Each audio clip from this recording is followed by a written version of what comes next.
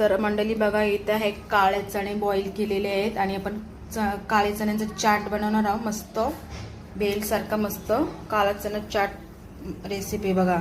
त्याच्यासाठी घेतलाय आंबा मस्त कापून घेतलेला, इथं मिरची घेतलेली आहे, काका हे बघा, गाजर, इथं काकडे, टॅमॅटो आहे. तर चला आपण मस्त चाट बनवूया काळ्या चण्याचा. मस्त रेसिपी बघा, झटपट.